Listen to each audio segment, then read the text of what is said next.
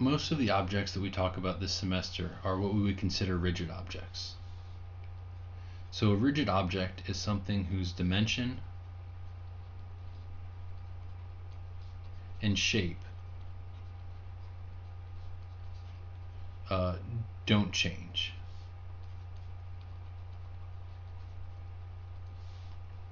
Or at least they don't change, under the conditions that we're looking at. So what do I mean by that? Well, I mean, nothing's really completely and totally rigid. For example, let's say I have something like a pencil.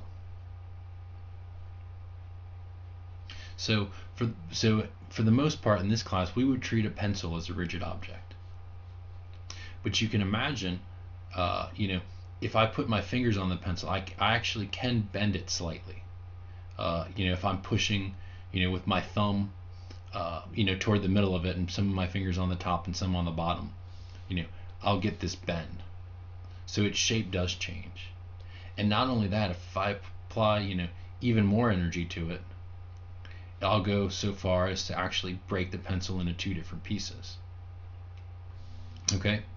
So what we're saying is, if we're looking at, an interaction that's not at a big enough energy to bend the pencil, and especially not at a big enough energy to actually break it into two pieces, then we can treat the pencil as a rigid object. But it's important to note that there is a limit.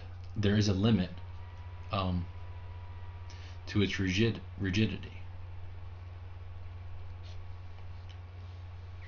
Okay.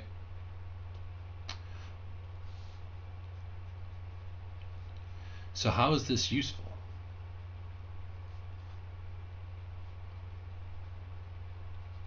Well, let's imagine we have a car.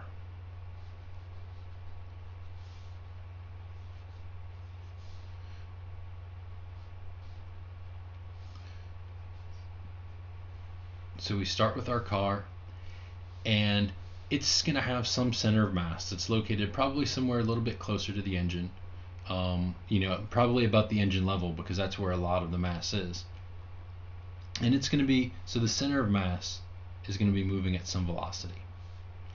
Well, if we treat the car as a rigid object, we don't have to just look at its center of mass. We can pick a point, say on the front of the car, and externally see what its velocity is. And we know that that velocity is going to be exactly the same as the velocity of the center of mass. In other words, using the fact that it's a rigid object, any point on that car is going to have the exact same velocity, and that velocity is going to be the same as the center of mass. Of course, we wouldn't look at the wheels, because the wheel's actually turning. And because it's turning, those points are actually moving at different velocities with respect to the center of mass. So those would be bad points to look at for a rigid system. Whereas every other point would be useful. And so we do this kind of thing all the time.